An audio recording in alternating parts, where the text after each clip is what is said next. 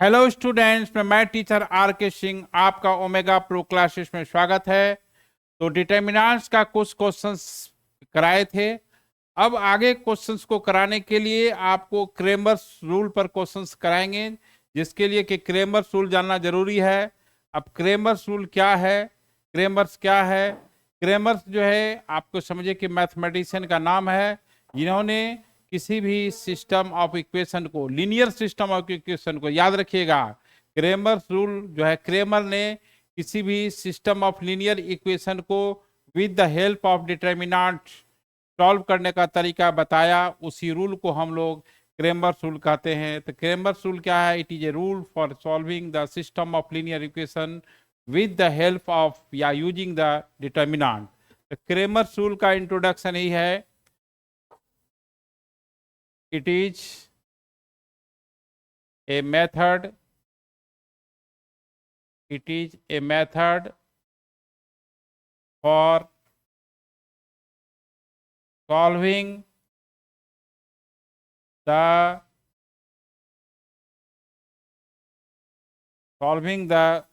system of equation, solving the system of equation by using the determinant in the determinant, using the determinant को use कर करके हम लोग system of linear equation को solve करते हैं। It is given by Cramer's, it is given by Cramer. Cramer जो है नाम है मैथमेटिशियन का, इसीलिए क्रेमर रूल यानी क्रेमर का रूल हुआ। ठीक है, अब इसमें क्या क्या चीज जानना है, देखिए यहां पर सबसे पहले तो जानना है कि solution of system of equation क्या होता है। Solution of system of equation क्या होता है ना, वो समझना है। तो देखिए यहां पर अब हम लोग करेंगे solution of system of linear equation, linear equation. देखिए अगर मान ले कि दो अननोन है, दो इक्वेशन होगा सिस्टम ऑफ इक्वेशन में, तीन अननोन होगा तो तीन होगा, एन अननोन होगा तो एन इक्वेशंस होगा। तो सिस्टम ऑफ जो इक्वेशन होता है, एक्स वाई जेड का वैल्यू होता है, जो कि ऑल लीनियर इक्वेशन को, जिस सिस्टम में जितना इक्वेशन है, सिस्टम क्या होता है, सिस्टम कैसे बनता है, बहुत सारे आदमी का सिस्टम बनता है ना, या कि कोई मान लीजिए कि इलेक्ट्रॉनिक चीज है तो बहुत सारे उस सिस्टम में बहुत सारे उसके पार्ट्स होते हैं। उसी तरह से सिस्टम ऑफ इक्वेशन जो होता है, तो उस इक्वेशन में बहुत सारे इक्वेशन होता है, यानी ऑल इक्वेशन को सेटिस्फाई करना चाहिए। तो देखिए, तो सॉल्यूशन क्या होता है ये समझना है। The solution of system of equation with the all the values of variables और अननोन, और अननोन, अननोन मतलब जिसका वैल्यू नहीं जानते हैं, जैसे एक्स वाई जेड डब्ल्यू जो भी है, unknown which satisfies which satisfied the all equations, all the system of linear equation linear equation, यानी सिस्टम में जितना इक्वेशन है प्रत्येक को सेटिस्फाई करना चाहिए। ऐसा नहीं कि सिस्टम में 3 इक्वेशन है, 2 ही को सेटिस्फाई कर रहा है। एक्स वाई जेड का वैल्यू जो है, अगर 3 इक्वेशन है तो एक्स वाई जेड अननोन होगा, अगर 2 इक्वेशन है तो एक्स वाई अननोन होगा, अगर मान लिया जाए कि 4 सिस्टम ऑफ इक्वेशन है तो 4 अननोन होगा, तो चारों इक्वेशन को वो वैल्यू सेटिस्फाई करना चाहिए, तभी वो उसका सॉल्यूशन होगा। ठीक है, तो solution of system of equation क्या होता है कि एक्स वाई जेड डब्ल्यू जो भी है अननोन जो होता है ना, तो वो अननोन जो होता है उस चारों वैल्यू को, या सिस्टम में जितना इक्वेशन है तो वो सबको सेटिस्फाई करना चाहिए। ठीक है, तो अब चलिए अब आपको बताते हैं कि अब क्रेमर रूल में क्या है। पहले तो हम सिस्टम ऑफ इक्वेशंस लेते हैं, है ना। Let the system of equation, let the system of equations. यहां पर हम पहले 2 लेते हैं, क्योंकि 2 और 3 पढ़ना है सिलेबस में। तो देखिए ये a1x plus b1y equal to c1, a2x plus b2y equal to c2 है। अब यहां पर क्या है कि डेल्टा जो है x और y के कोफिशिएंट्स जो डिटर्मिनेंट बनेगा उसको डेल्टा से हमेशा डिनोट करते हैं। ये सिस्टम है डिनोट करने का, और डेल्टा 1 या डेल्टा x, है ना, या d1 भी कह सकते हैं। तो अब इसमें क्या है कि डेल्टा 1 जो है कि ये जो a1x का जो कोफिशिएंट है वो रिप्लेस हो जाएगा कांस्टेंट टर्म से c1 बाई c2, और ये b1 बाई b2 हो गया। उसके बाद क्या है कि डेल्टा 2 जो है, डेल्टा 2 जो है x का जो कोफिशिएंट है वो रिप्लेस नहीं होगा। अब यहाँ y का कोफिशिएंट रिप्लेस होगा, किससे होगा? देखिए यहां पर आपको c1 c2 हो जाएगा, यहां पर आपका x का कोफिशिएंट c1 होगा, ये c2 होगा, रिप्लेस होगा। अब जो है क्रेमर रूल कहता है कि क्रेमर रूल क्या है कि by Cramer rule, by Cramer rule कहता है कि x जो होगा वो डेल्टा x बाय डेल्टा होगा, या डेल्टा 1 बाई डेल्टा होगा, डेल्टा x बाई डेल्टा होगा।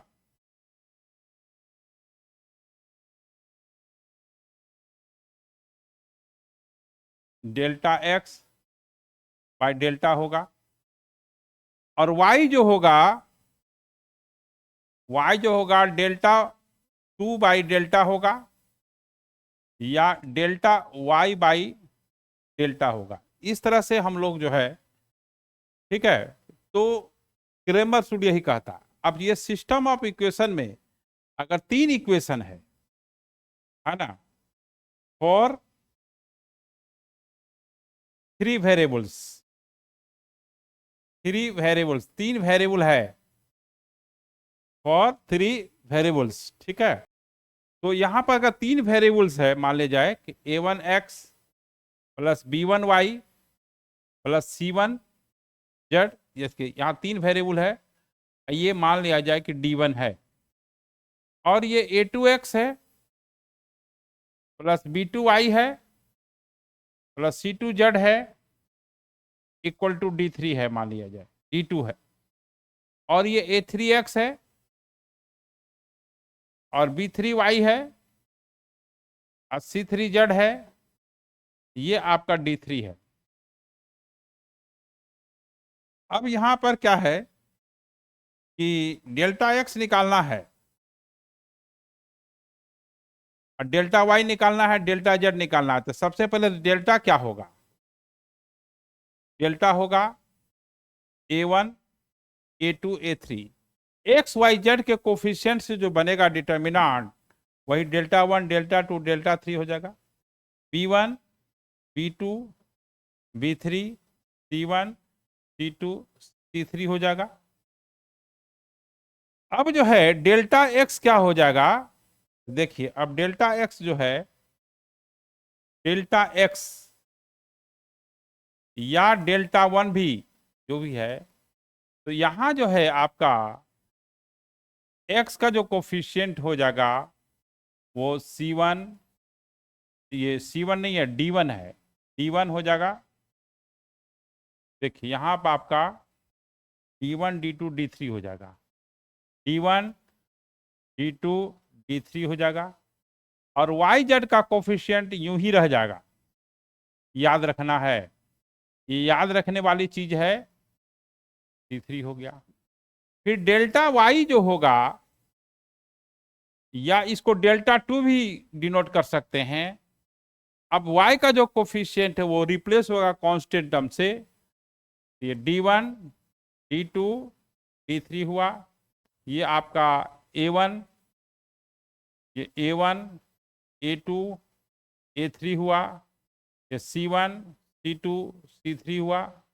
ये आपका B1 B2 B1 B2 B3 होगा।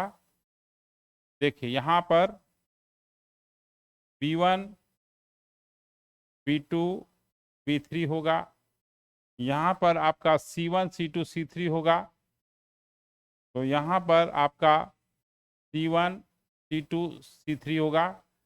अब डेल्टा जेड जो होगा, डेल्टा जेड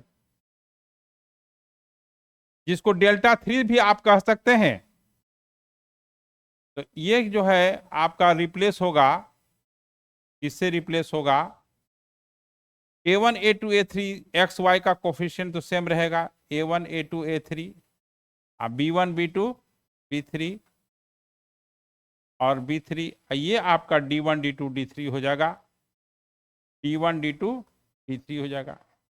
अब x का जो वैल्यू होगा ये हो जाएगा delta x by delta, delta x by delta होगा। x की वैल्यू जो है, देखिए यहां x की value delta x by delta होगा, इसको आप डेल्टा वन बाई डेल्टा भी लिख सकते हैं। y जो है आपका डेल्टा y बाई डेल्टा होगा, या डेल्टा टू बाई डेल्टा, और z जो है डेल्टा थ्री बाई डेल्टा, या इसको delta Z by delta three. तो इस तरह से एक्स वाई जेड का वैल्यू हम लोग निकालते हैं। इसमें 4 डिटर्मिनेंट को सॉल्व करना है, और जब तक कि आपको 2 जीरो कर करके छोटा नहीं कीजिएगा तब तक सोचिए कि एक डिटर्मिनेंट बनाने में कितना समय लगता है, और यहाँ 4 डिटर्मिनेंट निकालना है तो उसमें कितना समय लगेगा। तो चलिए यहाँ पर ये क्रेमर्स रूल है, यही रूल कहता है। अब इसमें क्या क्या जानना है, जानना यह है सिस्टम ऑफ इक्वेशन जो है 2 तरह का होता है। सिस्टम ऑफ इक्वेशन 2 तरह का होता है। एक होता है होमोजेनियस सिस्टम ऑफ इक्वेशन। क्या होता है? Homogeneous, homogeneous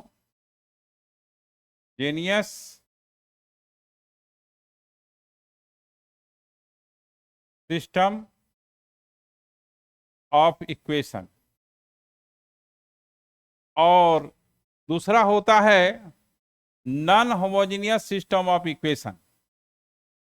non homogeneous system of equation, ठीक है। तो ये जो है आपका non homogeneous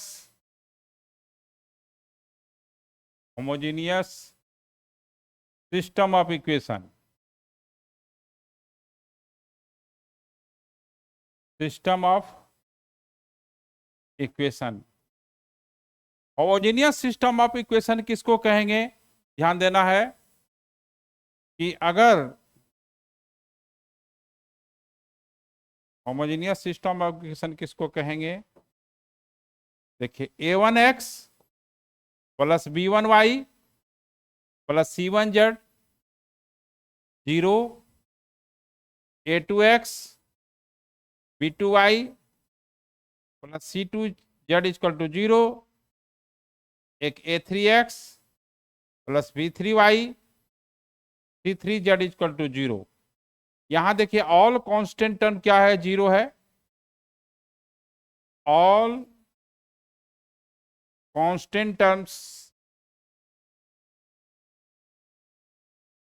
right side, all constant terms of RHS right hand side का क्या होगा, 0 होगा।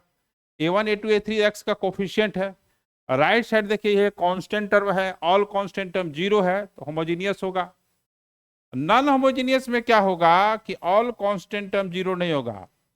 a1x plus b1y c1z equal to d1 है, a2x plus b2y plus c2z equal to d2।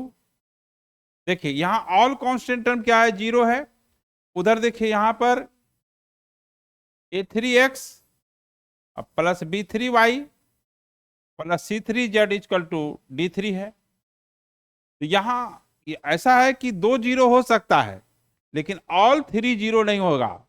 अगर ऑल 3 0 होगा तो होमोजेनियस हो जाएगा। तो जैसे देखिए एग्जाम्पल के तौर पे समझाते हैं कि देखिए यहां पर क्या है कि जैसे कि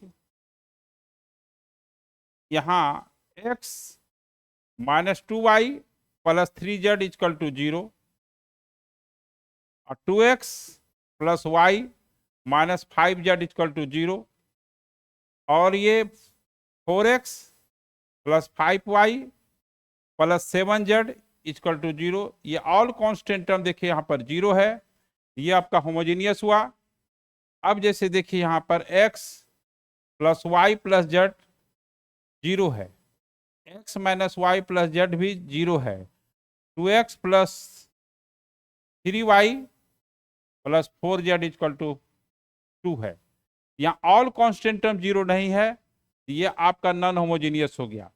यानी होमोजेनियस होने के लिए ऑल कांस्टेंट 0 होना चाहिए, ये आपका नॉन होमोजेनियस हुआ। जैसे x plus Y plus Z -1 है, x minus 3y plus 2z आपका 2 है, और 2x minus Y plus 5z equal to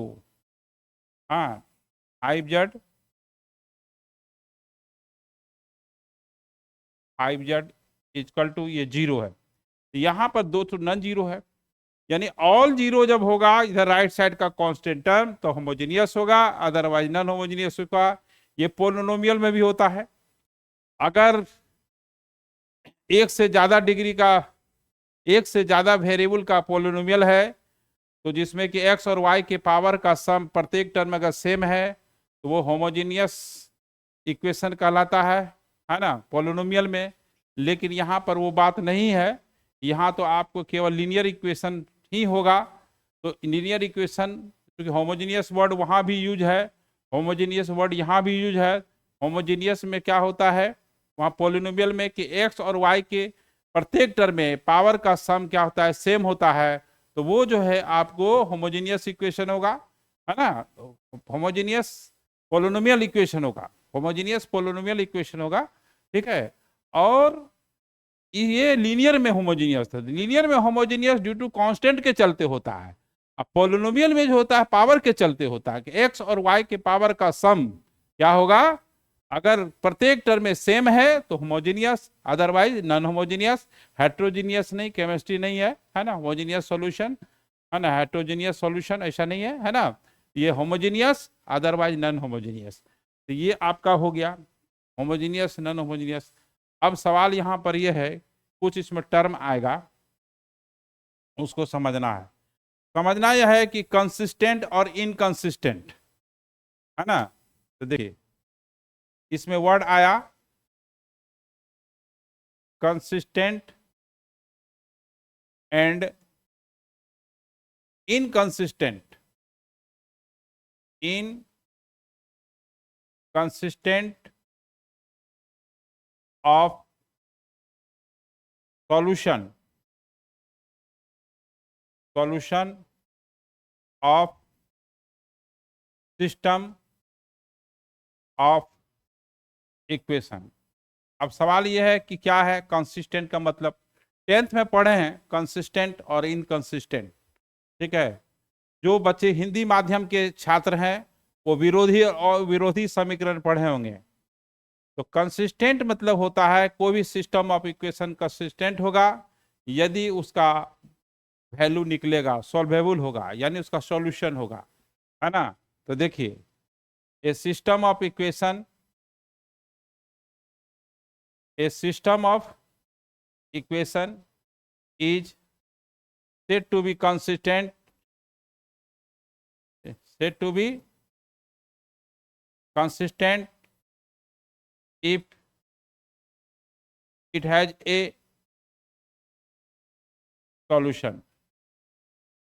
वहां अलग कंडीशन है, a1/a2 b1/b2 बराबर नहीं है, unique solution. a1/a2 b1/b2 c1/c2 है, infinite solution. a1/a2 b1/b2 not equal to c1/c2 तो नो सॉल्यूशन, इनकंसिस्टेंट। यहाँ अलग कंडीशन है, तो यानी सॉल्यूशन होगा तो कंसिस्टेंट होगा, सॉल्यूशन नहीं होगा इनकंसिस्टेंट होगा। Inconsistent, inconsistent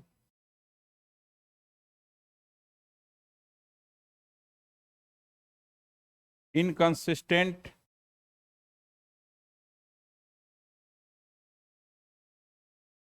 inconsistent a system of equation, a system of equation is said to be inconsistent if it has no solution।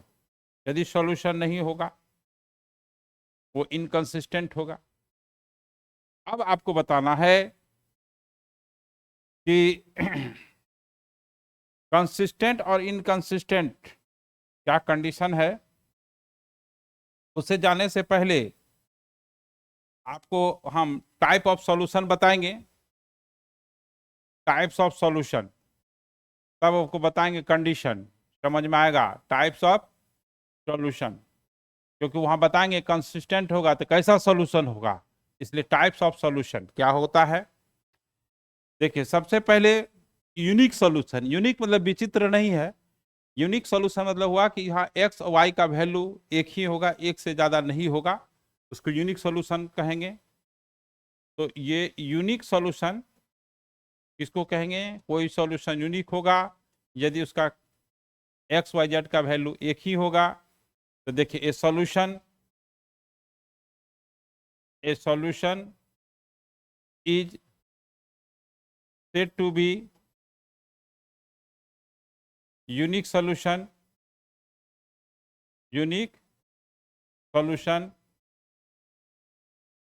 if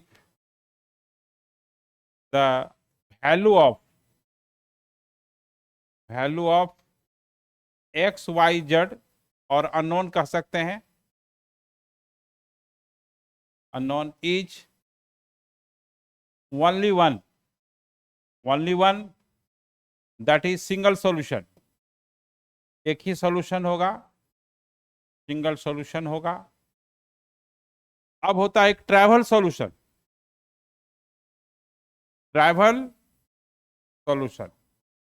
देखिए इसमें बहुत सारा क्वेश्चंस आता है और कंफ्यूज कराने के लिए। ट्रैवल सॉल्यूशन किसको कहेंगे, यदि किसी सिस्टम ऑफ इक्वेशन का ऑल सॉल्यूशन जीरो हो उसको हम लोग ट्रैवल सॉल्यूशन कहेंगे। तो देखिए ए solution is said to be travel solution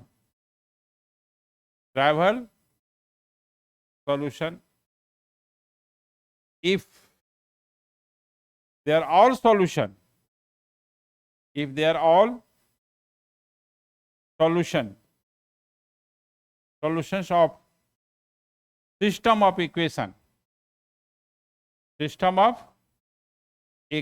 is 0, यदि 0 होगा तो ट्रैवल सॉल्यूशन होगा, यदि है ना जो ऑल सॉल्यूशन का क्या होगा, आपका 0 होगा तो आपका वो आपका ट्रैवल सॉल्यूशन होगा, यदि ऑल सिंगल सॉल्यूशन होगा, है ना, तो यहाँ पर जब सिंगल सॉल्यूशन होगा तो वो आपका यूनिक सॉल्यूशन होगा, ऑल सॉल्यूशन अगर 0 होगा, है ना, 0 होगा तो वो आपका ट्रैवल सॉल्यूशन होगा। अब नॉन ट्रैवल सॉल्यूशन देखिए, अब आगे हम लोग बढ़ते हैं, नॉन ट्रैवल सॉल्यूशन पढ़ते हैं। Non travel solution, non travel solution, यदि ऑल सॉल्यूशन 0 नहीं है उसको नॉन ट्रैवल सॉल्यूशन कहेंगे, इसको नॉन जीरो भी सॉल्यूशन कहेंगे। If all the solution, so if all the solutions of the system of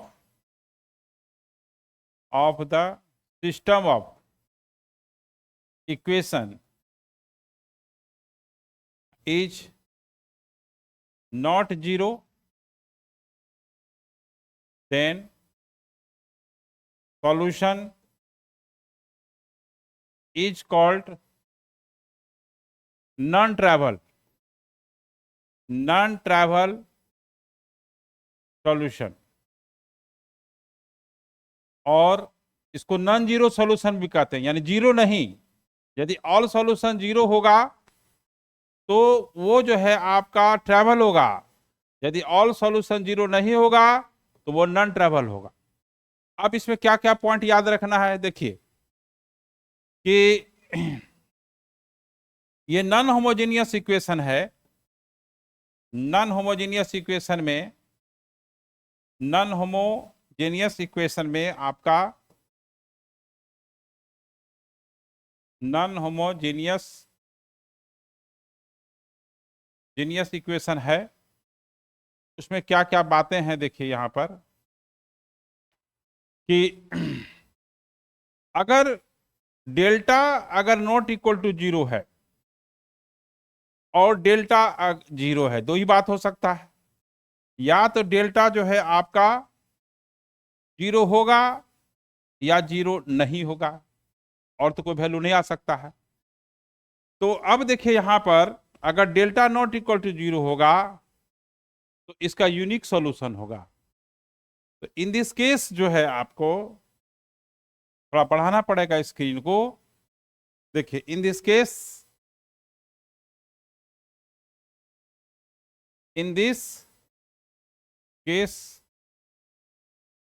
the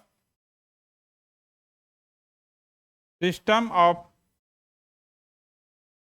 equation has unique solution। जब solution होगा तो यूनिक होगा ही, सॉरी कंसिस्टेंट होगा ही, लेकिन वो सॉल्यूशन किस टाइप का होगा, यूनिक सॉल्यूशन होगा, यानी एक्स वाई जेड का वैल्यू एक से ज्यादा नहीं होगा। दैट इज मतलब क्या हुआ, कंसिस्टेंट होगा, सॉल्यूशन होगा, लेकिन वो सॉल्यूशन कैसा होगा, यूनिक सॉल्यूशन होगा। यदि डेल्टा इक्वल टू 0 है, इसमें क्या है, ये बहुत मार्केबल चीज है कि अगर डेल्टा एक्स भी 0 हो, डेल्टा वाई भी 0 हो और डेल्टा जेड भी 0 हो, यानी डेल्टा भी 0 आने पर डेल्टा एक्स भी 0 है, डेल्टा वाई भी 0 है, डेल्टा जेड भी 0 है, तो आपका यूनिक सॉल्यूशन, सॉरी ये इनफाइनाइट सॉल्यूशन होगा। ये क्या होगा, आपका इनफाइनाइट सॉल्यूशन होगा। क्या होगा, इनफाइनाइट सॉल्यूशन होगा। अगर एटलीस्ट इसमें at least one of delta X, delta Y and delta Z is not zero, तो सॉल्यूशन नहीं होगा। नॉट जीरो, तो इसमें थोड़ा बढ़ाते हैं, not 0, not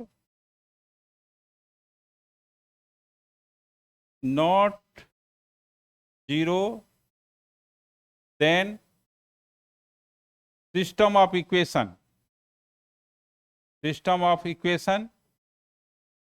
is inconsistent, that is no solution. तो नो सॉल्यूशन में क्या होगा, डेल्टा 0 होना होगा और delta X, delta Y, delta Z में कोई एक में वो 0 नहीं होगा। देखिए ऐसे ऐसे समझिए, है ना। और अगर ये चारों 0 है, डेल्टा 0 है, delta X, delta Y, delta Z 0 है, तो इनफाइनाइट सॉल्यूशन होगा, है ना। तो ये आपका नॉन होमोजेनियस में पार्ट हुआ, ये याद रखना है। अब थोड़ा सा क्या है कि 2 मिनट का काम है जो कि उसको आज क्लियर कर ही देते हैं। तो अब देखिए होमोजेनियस इक्वेशन में क्या पॉइंट है, मैं पॉइंट वाइज आपको, बहुत कंफ्यूजन वाला चीज है इसका थ्योरी, है ना। थ्योरी बहुत जरूरी है। Homogeneous system of equation,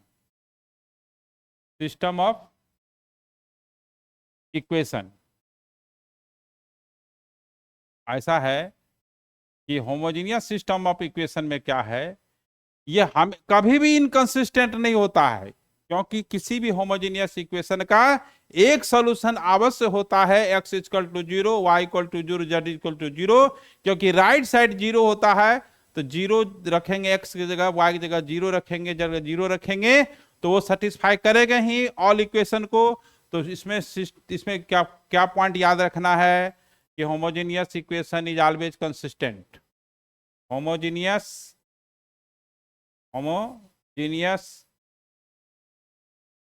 system of equation is always consistent, कभी भी इनकंसिस्टेंट नहीं होगा। पूछेगा कि होमोजेनियस इक्वेशन कंसिस्टेंट होगा कि इनकंसिस्टेंट, तो ऑलवेज कंसिस्टेंट होगा।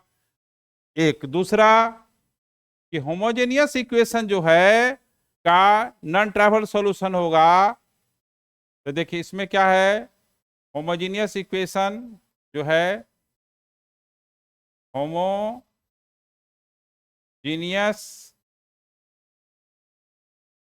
Equation, homogeneous system of equation, homogeneous system of equation has non trivial और नॉन जीरो सॉल्यूशन,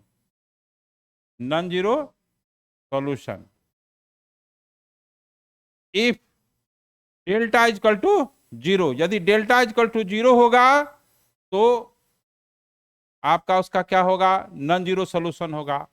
जैसे a1x plus b1y plus c1z is equal to 0, a2x plus b2y plus c2z is equal to 0, और a3x plus b3y और c3z, है ना, c3z equal to 0, है ना। ये इसका क्या होगा, नॉन ट्राइवल सॉल्यूशन होगा, नॉन जीरो सॉल्यूशन होगा। इफ यहां पर देखिए a1 a2 a3 b1 b2 b3 c1 c2 c3, ये कंडीशन हुआ नॉन ट्राइवल सॉल्यूशन का। तो इतना कॉन्सेप्ट था, ठीक है। और इसका जो प्रॉब्लम है हम लोग नेक्स्ट लेक्चर में बताएंगे, और जो आज बताया गया है उसको जरूर से जरूर जो है आप लोग देख करके आइएगा, समझने में कोई दिक्कत नहीं होगी। और इस चैनल को जरूर लाइक कीजिएगा, सब्सक्राइब कीजिएगा, है ना, लाइक जरूर कीजिएगा। देखते हैं व्यूज तो बहुत आता है लेकिन लाइक नहीं करते हैं, है ना। और इतनी मेहनत से हम लोग ये करते हैं, आप लोग के लिए समय निकालते हैं। इसको चैनल को लाइक जरूर कीजिएगा, शेयर जरूर कीजिएगा, सब्सक्राइब जरूर कीजिएगा। चलिए हम लोग फिर नेक्स्ट लेक्चर में क्रेमर्स रूल पर क्वेश्चंस का डिस्कशन करेंगे। Okay bye.